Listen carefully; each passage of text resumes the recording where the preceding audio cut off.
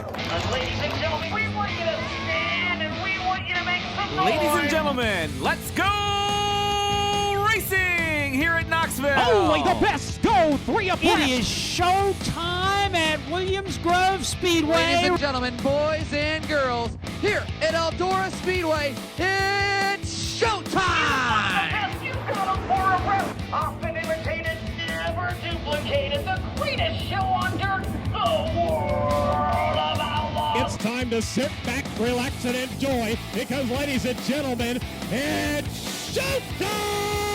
Set to do battle for 30 laps. The green flag is waving. Hello again. It is Wing Nation, presented by Sage Fruit, talking sprint car racing, our favorite time of the week, and we are so glad that you have joined us. Erin Evernham and Steve Post here in our Concord, North Carolina studios. How are you? I'm doing well. How are you today? I am well. You are off from a trip to Music City, USA, Nashville for some IndyCar racing and other shenanigans. Yes, so basically other shenanigans with a little bit IndyCar A little racing. bit IndyCar racing. In No, we had a great weekend. We went out. Scott Borchetta sponsors the final race of the season and it was at the Nashville Super Speedway this year. So, of course, the Borchettas know how to really put on a good party with the race. So it was great. Got to see some country music stars, got to see a great race, got to see a champion crowned, and got to spend a little time on Broadway. Yeah, no, that's great. Yeah. Nashville's fun. I was in Watkins Glen, and I love Watkins Glen. I went up. One of my favorite spots, an old haunt back from my competitive drinking days, Amy's Checkered Flag in Waterloo, New York. Great old school racing bar. We joked around that I took a picture of the bar, and she said, well, if you had a picture from 25 years ago, it looked the same. And it was just fun. Did some hiking, some kayaking, some whining. How'd the kayaking go? We wanted Kayaking was pretty good. I have done river kayaking here in North Carolina, where you basically are, it's not whitewater rafting, but you're going down a river that's flowing pretty good. Yeah. So you're steering and you get to some nice open areas where you paddle a little bit. This was real flat. It was a river, part of the Erie Canal system. Okay. But it was all flat, and the guy that I rented the kayak from said the river's moving, but you don't see it. And you can, so everywhere I went, I ended up going 2.5 hours. Wow. Really good upper body workout. It was great. It was just around and saw a lot of wildlife, and just, it's something I've wanted to do, to try something different than the river kayaking, and I enjoyed it. I'll do it again. So it was good. So from what I understand, Steve, there were some Bigfoot sightings on the river while you were doing this. I don't know if there's any coincidence or not, but yes. Well, absolutely. What can I say? Yeah. Bigfoot sightings in upstate New York. Yeah. It was great. The whole, we had Chamber of Commerce weather. Yeah. And then we had a spectacular finish to the Cup race. Chris Buescher and Shane Van Gisbergen just put on a show, and it was good. It was a great weekend. So fun stuff, and lots of fun stuff in the sprint car world as well. So let's get into it with our hot topics. Hot topic number one, Erin, we've rolled through this season with the World of Outlaws, Nos Energy Drink Sprint Cars, waiting for the coronation of new champ David Gravel. And Carson Macedo has said, hold my beer. Things have gotten real interesting with the we literally might, all dirt roads, this point battle may come to Charlotte. Yeah, it's gotten very interesting since before the Nationals, really, but it seems like this West Coast swing has definitely put a swing towards Macedo. Yeah, no doubt about it. David Gravel has 13 wins this season and had a comfortable lead. Carson Macedo is up to 8. 16 races ago was Weed Sport. David Gravel won Weed Sport. Remember, he won Williams Grove the night before and then won Weed Sport. There's been 15 races since Weed Sport, and boy, the tables have turned. In the 15 races since Weed Sport, David Gravel has 5 top 5s. Carson Macedo has 5 wins. Oof.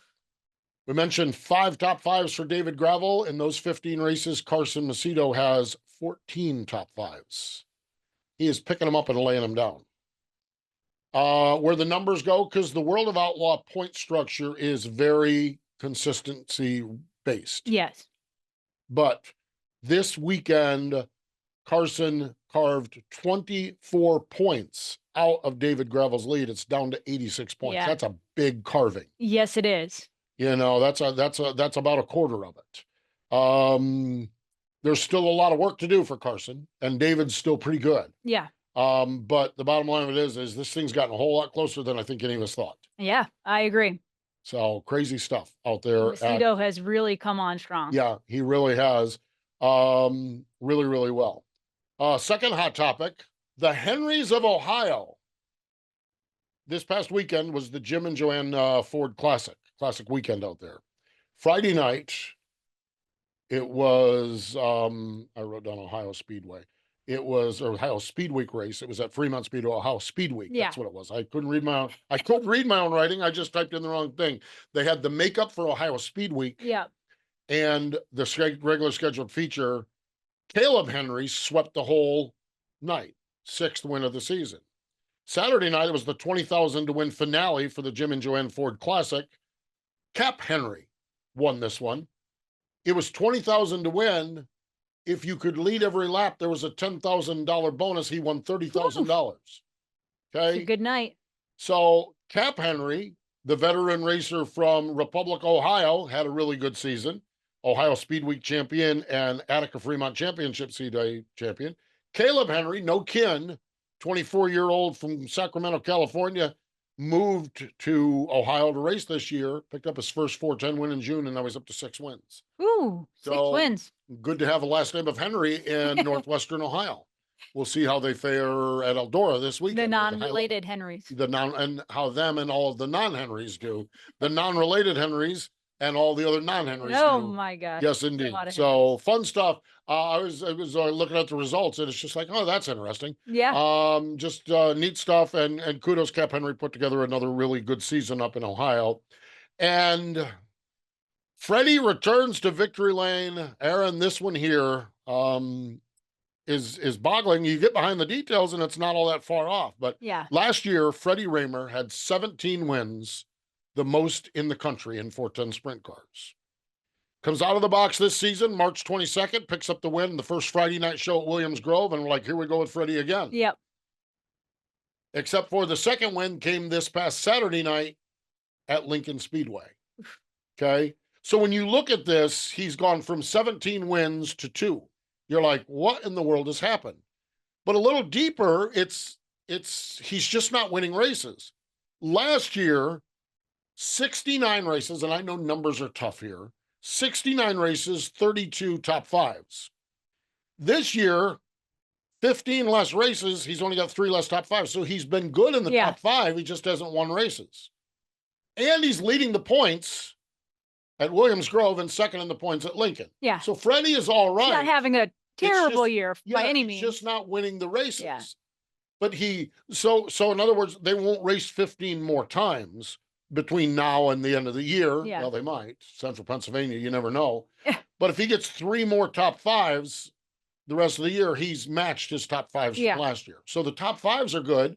At 8 cars rolling, the 51 cars rolling good when they bring that out, but just not getting the wins. So, but he got the win on Saturday night.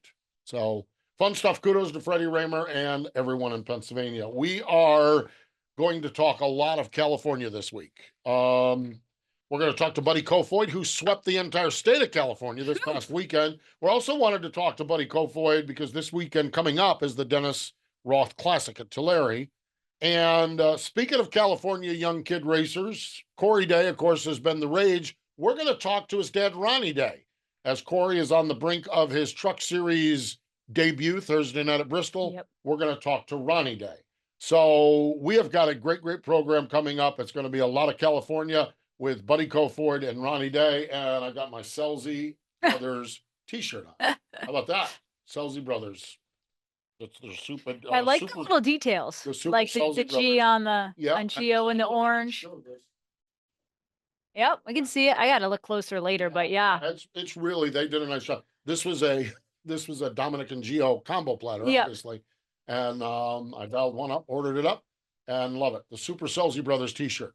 So I figured, what better way than a Super Selzy Brothers t-shirt to keep it California. So when we come back, Buddy Kofoid joins us later on in the program, Ronnie Day. Tony, do you even remember how to drive one of these? It's not something you forget.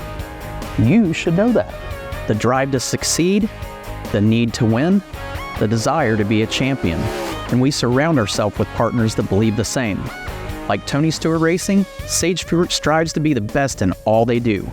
They work hard on the farm, in the packing facilities, and with their retail partners to provide high-quality apples and pears all year long. You can compare apples to apples, but nothing compares to a sage fruit apple. Winning quality in every bite. Welcome back. It is Wing Nation presented by Sage Fruit. We talked about California racing, and boy, I'll tell you what, the one that just absolutely destroyed the fields in California this week with the World of Outlaw NOS Energy Drink Sprint Cars joins us. He drives that Roth number 83 car. Buddy Kofoid's on the Sage Fruit hotline. Hello, buddy. How are you? I'm good. Happy to be talking with you guys, and yeah, it's been a good month or two now. So yeah, happy to be chatting with you guys. Well, we really are. What's the vibe to sweep a weekend? You know, this sport is brutal, and you're going to lose a whole lot more than you win. It's got to be really neat to sweep a weekend. Yeah, no, it's I don't know. I think it's kind of at a loss for words, but also it's still kind of serious at the same time, because you know what you're capable of, and you know what you got, and you got to keep up that energy and that pace. So it's kind of, I feel like, mixed with obviously excited, happy emotions, but also the more serious side of me. You keep thinking about what you have, and you got to keep performing at that level. And now that we've won the last few times, we know it'd be nice to keep that streak up. So still always work to be done, but I still feel like, in the moment, you still have to enjoy these moments, because I feel like they're still special. And, the Outlaws is, to me, as hard as it gets. Absolutely. Buddy, you've had a great season overall, but obviously this last little stretch, 4 out of the last 5 races you've won. What do you think has led to that? Obviously, you're back in your home state and you like those little bull rings, but there has to be more to it. Is it something connecting with your crew chief? Is it something you've changed on the car, or is it a combination of all those things? I'll say it's a combination of everything. And firstly, I feel like I've always said home state, there's always feels like there's an advantage. If there really is or not, I don't know. I feel like whenever I went back to California to run the midgets, we were always really good, and things just worked out really well when we came home. But at the same time, the places that we've ran at besides Stockton and Hanford, also Merced and Bakersfield, I've never ran a wing car there ever. So, that was still kind of a learning experience for me, just in the sprint car, but having midget experience there helped. But also, I think, so Dylan's been there, my crew chief, a couple years before, and they were really good. I think having, his experience and his knowledge of being there helped me figure it out a little bit quicker. And, but like I said, I just think we've always worked well together, but things are just clicking, and we've gotten to a point where we know what we have, and we don't really need to change a lot, or we start extremely close and we just fine tune now, and we're just the vibe's just good, and everyone just having fun, and we know what we got, so we're excited, but we're still hungry. Buddy, I want to talk a little bit further about Dylan. Dylan Buswell, your crew chief. You kind of answered the question there in talking about that, but you've been around the sport for a few years. Have you had previous situations that are as this comfortable, or is this just taking crew chief driver relationship to the next level for you? Sprint car wise, nothing close to this. Yeah. This is the best I've ever felt in the sprint car, and probably the best relationship I've ever had within a sprint car team, let alone crew chief to driver. We're all, I said in an interview before, I've always wanted to work with Dylan, and having someone like him, I feel really grateful and blessed to have someone like him, or at least to be able to have someone of his caliber and his talent, in my corner, believing in me. But also Gage and Nate, I've worked with them before, and I've been around them in years prior. I've worked with Nate when I was at KKM. So just having that previous, experiences with each other and knowing each other, I feel like makes it a little bit easier, and just being friends and knowing, what we need and how to work with each other. I think that just makes a recipe for success. For sure. And buddy, going further with your team, your car owners are also, it's their home state of California. Dennis and Teresa Roth, who have been longtime car owners in the World of Outlaws and all of sprint cars. Have they been at the track, and what has that been like? Everyone knows the Roths like to win, and putting them in victory lane 4 times in the last little bit has got to make them pretty happy. So running for Dennis and Teresa Roth, running the 83 has just been a dream come true, and just special just because I'm kind of a history guy, so I appreciate the history and seeing all the things, before my time in racing, and just walking around their shops, like walking around a museum, seeing all the old body work and wings and checks, and there's a front wing with all the drivers they've ever had, and old cars like the Lasowski Nationals car. There's a Casey Kane car up there. So just walking around the shop to me is just really cool, and knowing that I get to be the next guy to hopefully add to that legacy is humbling for me. But getting to perform and win and do that for Dennis and Teresa, I feel like they deserve it for all the years of hard work, effort, and money they've put into the sport. It makes me feel good knowing that I get to do that for them and reward them for, their efforts. Haven't gotten to see them for a while. It's just hard for them to make it out, but get to talk to them every once in a while, and hopefully they'll make it out for the Dennis Roth Classic. Yeah, let's tie into that, because you talked about, with the joy of winning comes the pressure of knowing you can do it again. Layer onto that $83,000, the Dennis Roth Classic this weekend. When you look at Tulare, obviously extra pressure to perform well, but how do you feel where you're at coming into this weekend? You got to feel pretty good, I would think. Yeah, no, I feel great. This is, like I said, the best I've ever felt in a sprint car. Tulare's a really comfortable place for me, and a place that I've had success there before. So it'd be nice to just hopefully add to my success there, and hopefully add to the streak that we have going on right now, and just just running up front, good finishes and contending would be nice. But really, this is the weekend we kind of had circled on our calendar, besides, your crown jewels and some other personal favorite tracks. But, the Dennis Roth Classic's a big one, obviously, for Dennis, for our car owner, but also it pays really well. And it's a place that, we all enjoy going to. So, like I said, hopefully we can just keep running good like we're doing. And I feel like we'll have a chance to be up front. Buddy, you're certainly on a hot streak right now. But if you were to assess the season, how would you rate your season so far, and how happy are you with where you're at? Of course, right now things are great, but when you look at the season as a whole. Yeah, no, I think, man, if we could have what we had now, the whole year would have been really good. But obviously, it doesn't always work like that. But yeah, beginning of the year, I feel like we had some bad luck we had some engine issues and blew a tire leading in Florida. So that just kind of put us behind a little bit, and just, I don't want to say puts a damper on things, but just, you're kind of always digging out of a hole, especially when you have DNFs in the first, 5 to 10 races of the year.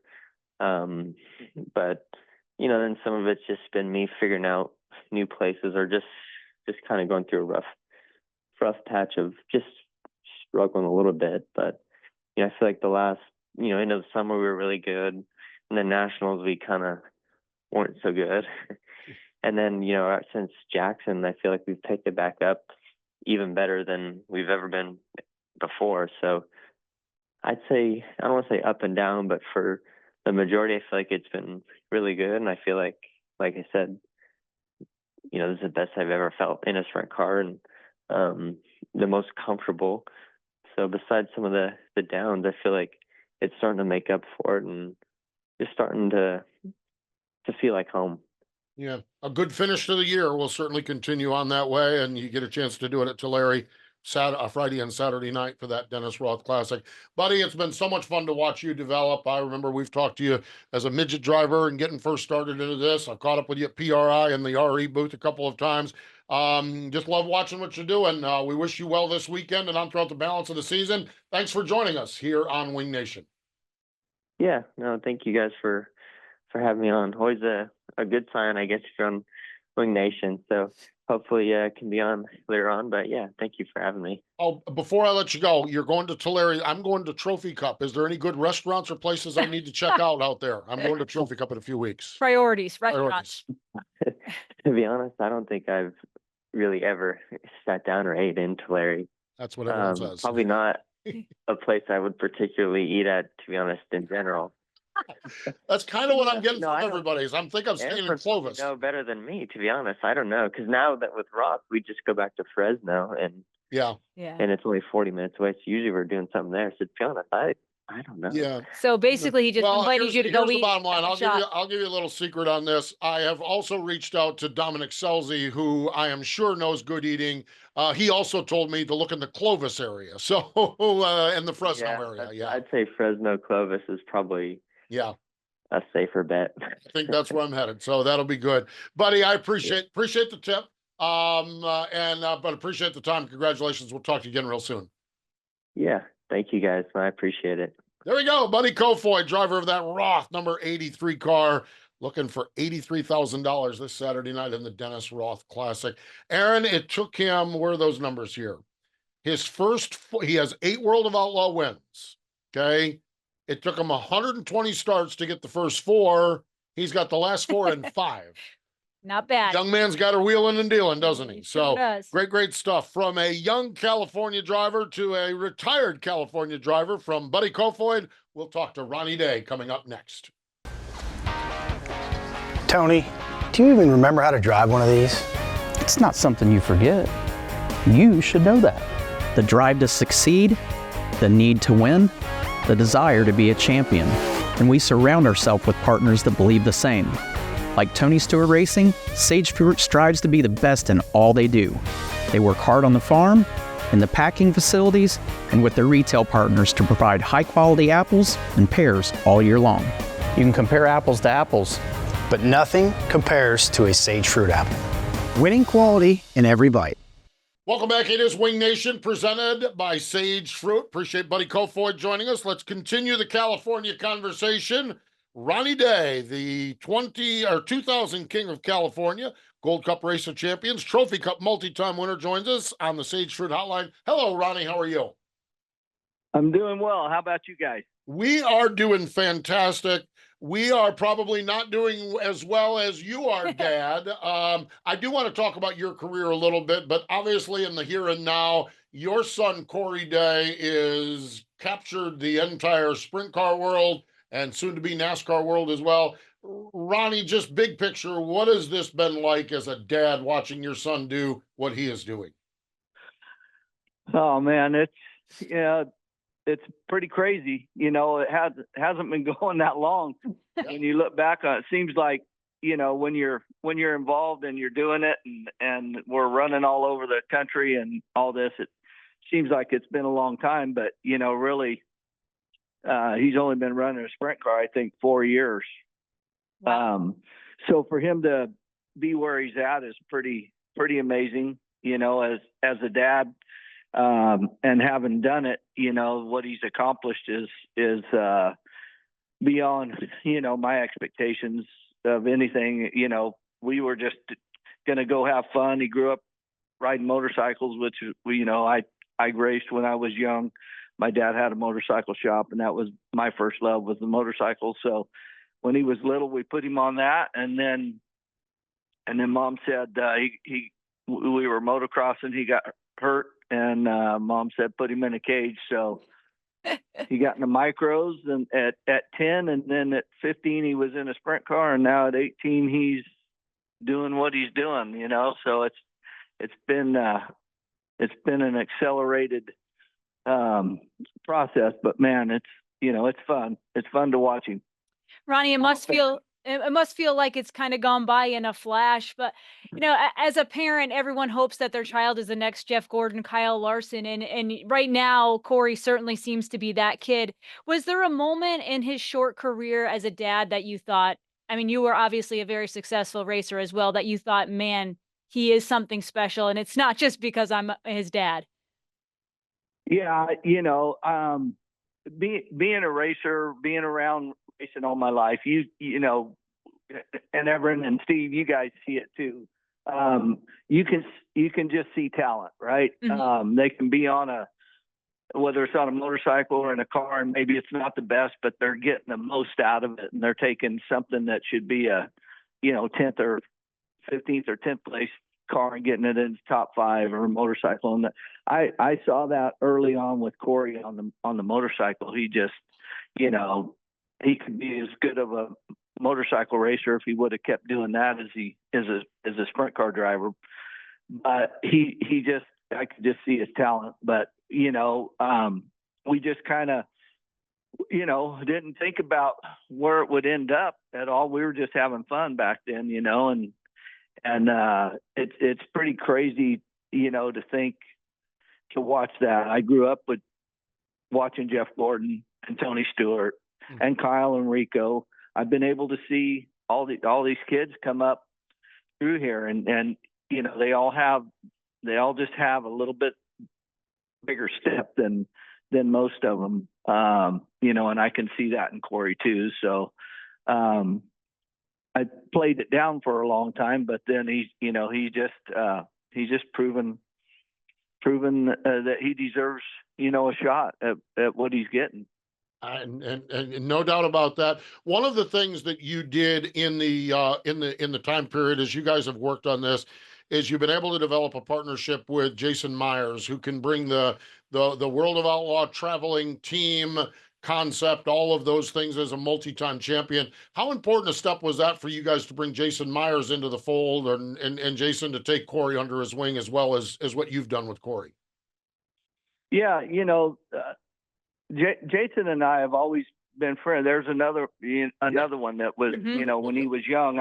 I'm 65, so I've been around a long time, and I saw Jason when he was young coming up through there, and wasn't a mentor to him, but talked to him when he needed questions answered and stuff like that. So we've always been friends. He grew up out here in California. His stepdad Don was an icon out here with his race cars and what he did for the sport. And so, as when Jason was on the World Outlaw Tour, I was driving the Elite Landscape car, which was the team car to Jason. Mm-hmm. And so they had a car on the World Outlaw Tour and the car in California. So we were racing out here, and we would try some things, and if it worked, we'd send it out to those guys. And if it was an advantage, if we thought it would be an advantage, then Jason would get it. But mostly just run the car out here as a second team. So Jason was, my car owner for a while. And then our families have always been close. We've taken vacations together and done a lot of stuff together. And then I bought Randy Brad Furr's sprint car team out, and then started racing with Corey and Jason and Preston Cross, 4Cs. Those guys came on board and helped me, sponsor it. And then Jason just, once Corey got going, Jason was just, we need to do this and do that. And so we just kind of all three of us put a plan together, and here's where we're at. Oh, and I'll tell you what, the plan has worked really, really well. Ronnie, I want to step back a little bit to your driving days. You raced a lot in California, as I mentioned at the top, the 2000 King of California, Gold Cup champ, multi-time champion in the Trophy Cup as well. When you look back at your driving days, tell us how good were you? We just assess your career as a race car driver. Well, I was just a local a local driver, I never really got to go. I did go to Knoxville a couple times, and didn't get to spend a whole lot of time in the Midwest. I would go out and run a midget with John Lawson or Terry Caves a little bit, ran Champ Dirt Car a little bit, wing sprint cars. You know, I like doing a lot of different things, wing, non-wing, it didn't matter, you know, but I did have a job I had a trucking company, so I couldn't be gone for very long. I did get to go to Australia and New Zealand and race down there. So, you know, when, you know, I won my fair share of races, but out here with racing when I did with, you know, in the late 80s and 90s and through the 2000s, Brent Kading just kind of, you know, ruled the roost out here. It was hard to beat him there. It was like racing a factory. So, you know, I was, you know, lucky to win a couple track championships in the King of California deal. And you know, probably, you know, I don't know what it looks like, but I probably got a lot of seconds out here, seconds and thirds, you know, to Brent and the guys. It's always been tough out here in California.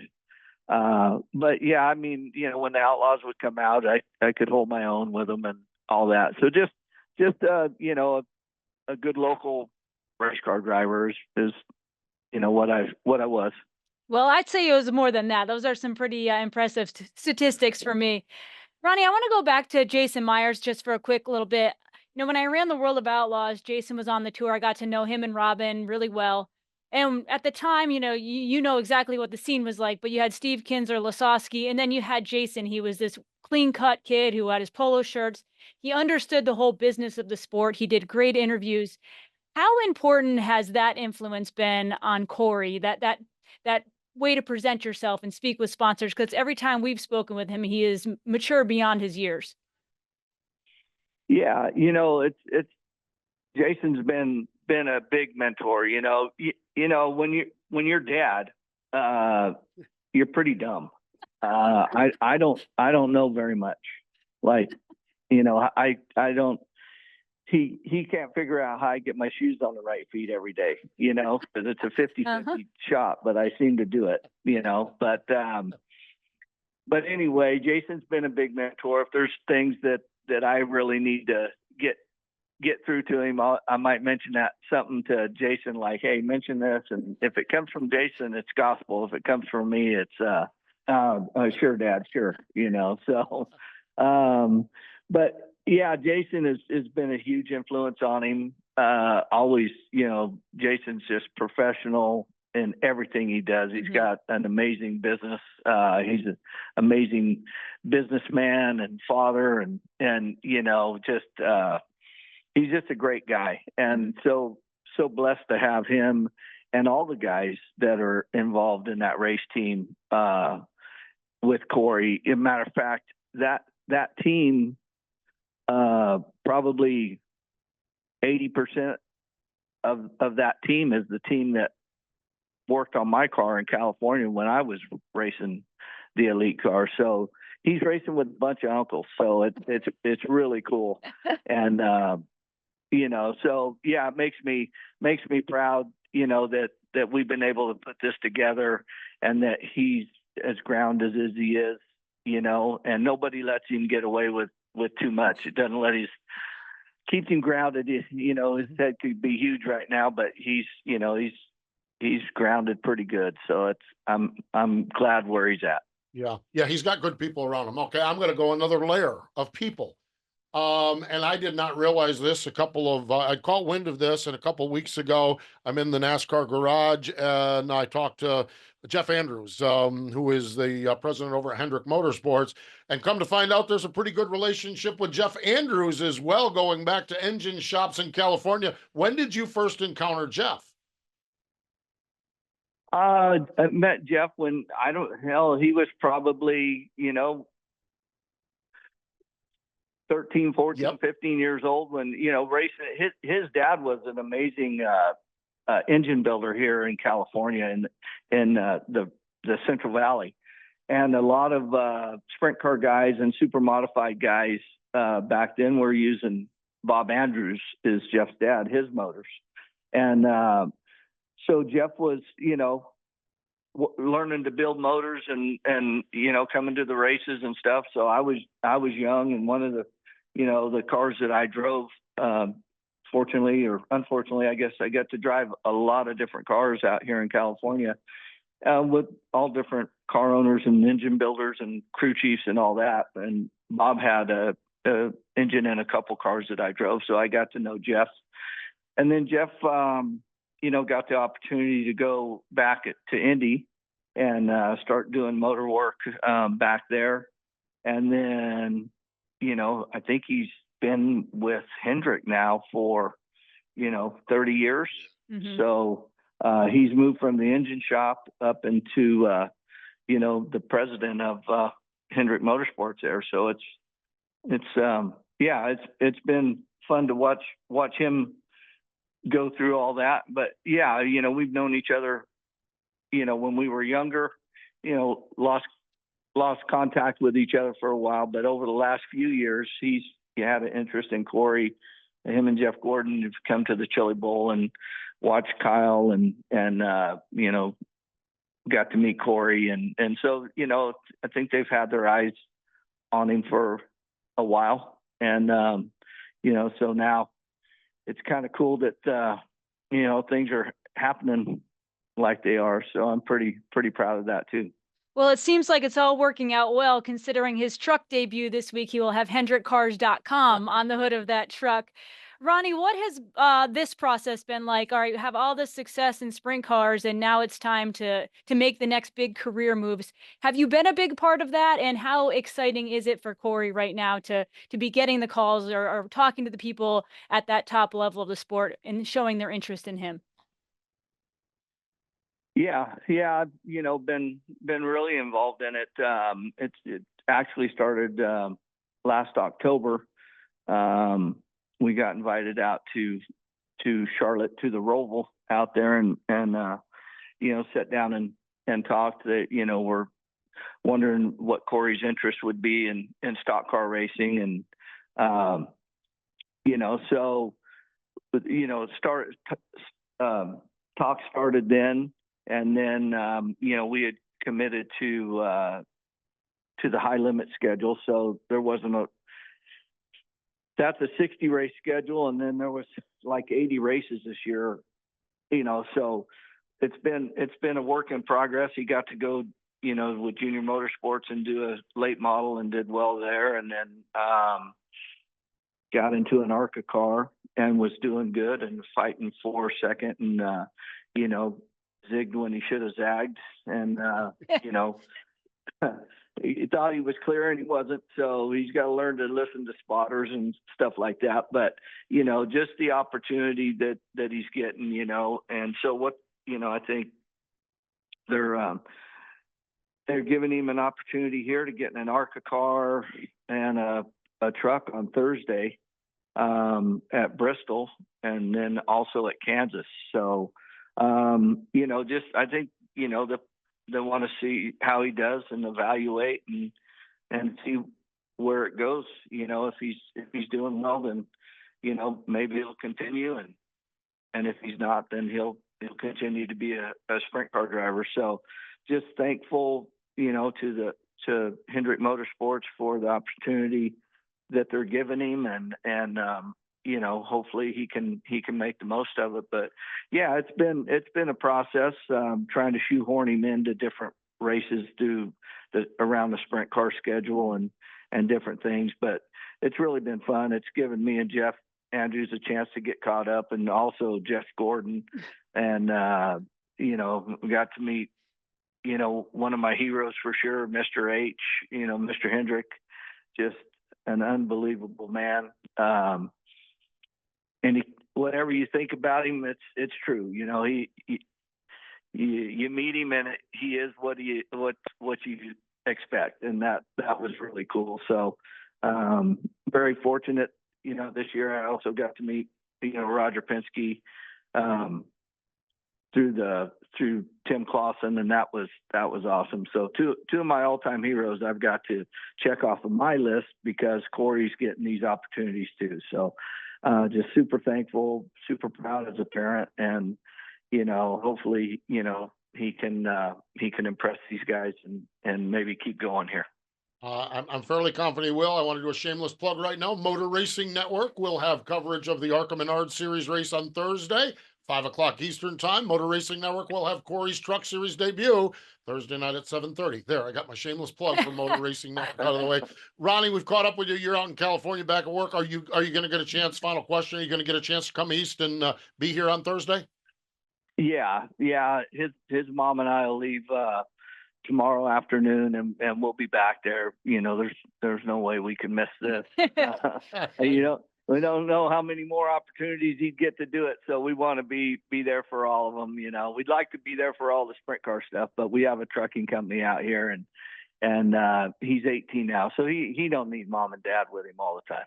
No, but down deep, he probably still likes it, even though he doesn't tell you, and you can't get your shoes on the right feet. Get your shoes on the right feet. I think probably down deep. I can tell you this: if he doesn't like it now, 10 years from now, he's going to love that you guys are there. That is for sure.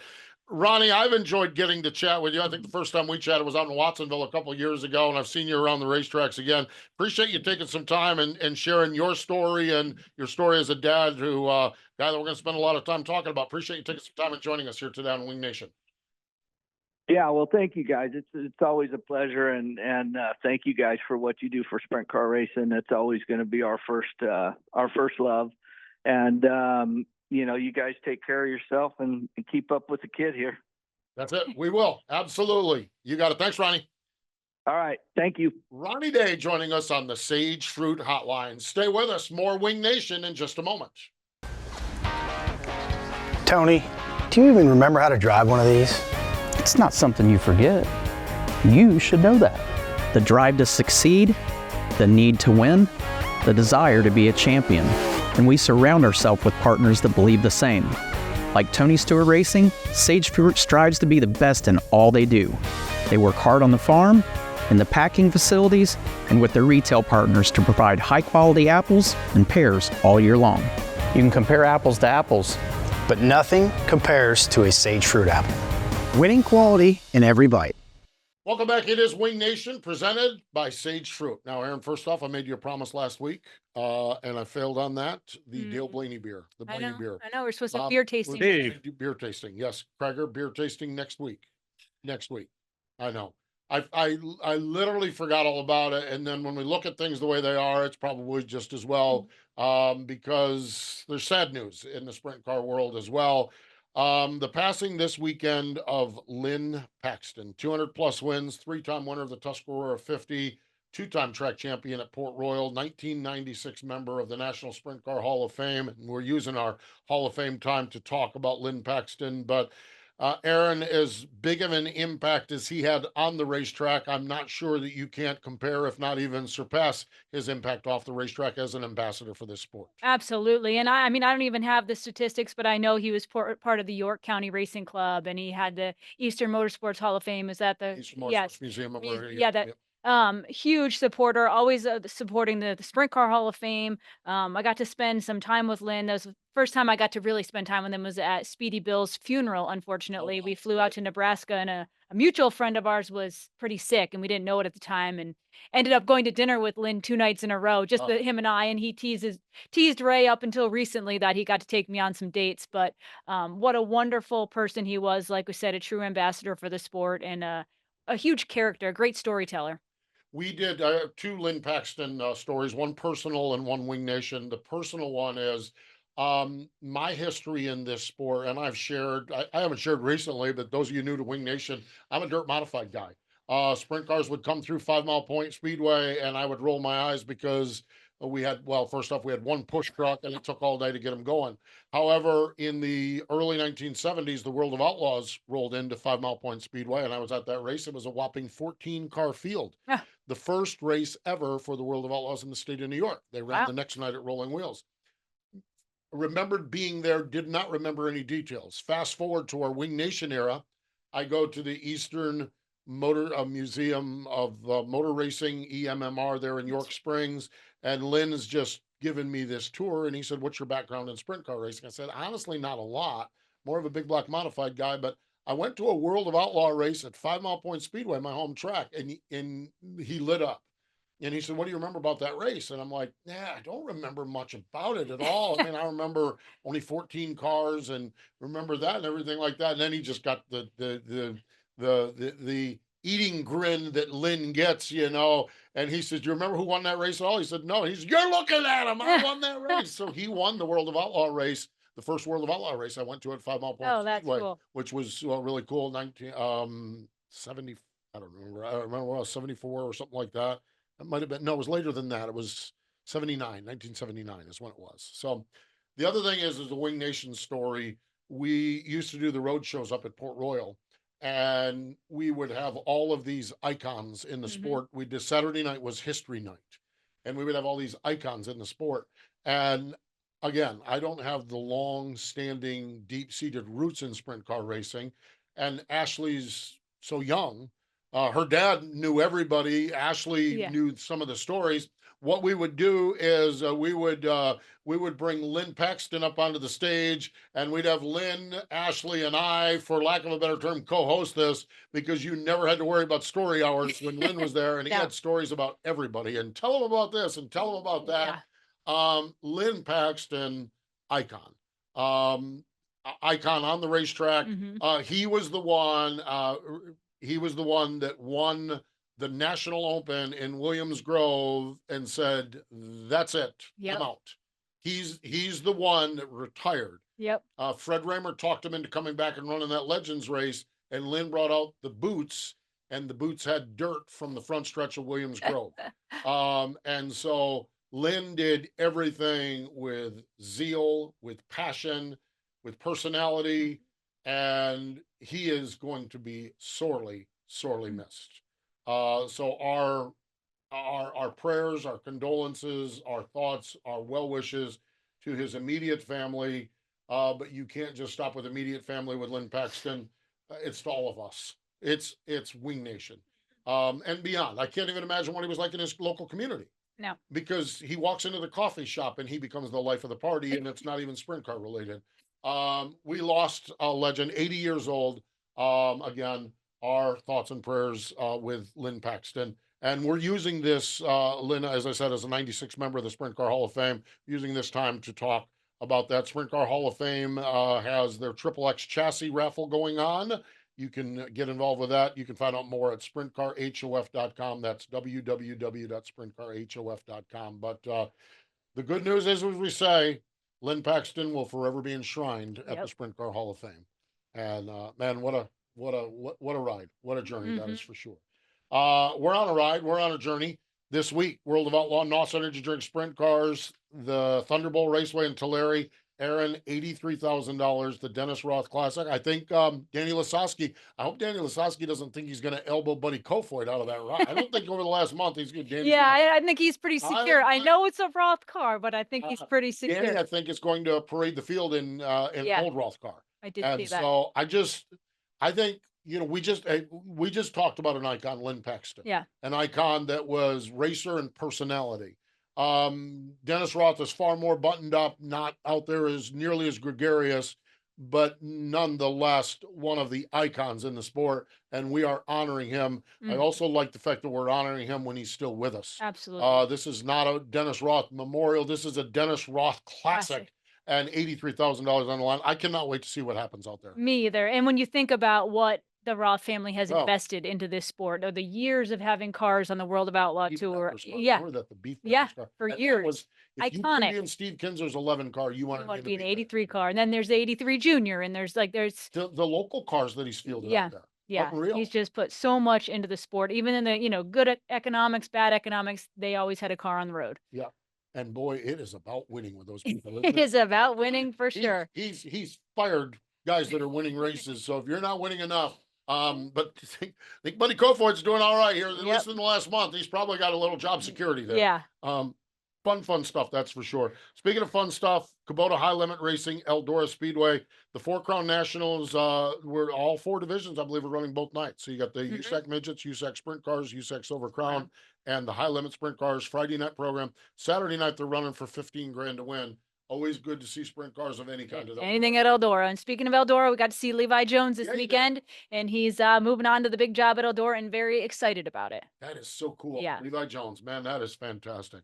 Central Pennsylvania, they're going to honor one of the greats there as well. Did not carve out the lengthy career because he was gone way too soon. Friday night, Williams Grove Speedway is the Kevin Gobrecht Challenge. Saturday night, Baps Motor Speedway, the Kevin Gobrecht Classic. 10,000 to win, and that is a young man that has gone way too soon. We lost Kevin way too soon. I cannot imagine where we'd be at with Kevin's career if we hadn't lost him all those years ago.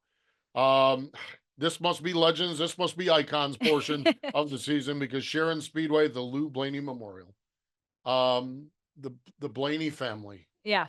I mean, just where they now just absolutely endeared in the NASCAR world with Ryan, our present champion. Yeah.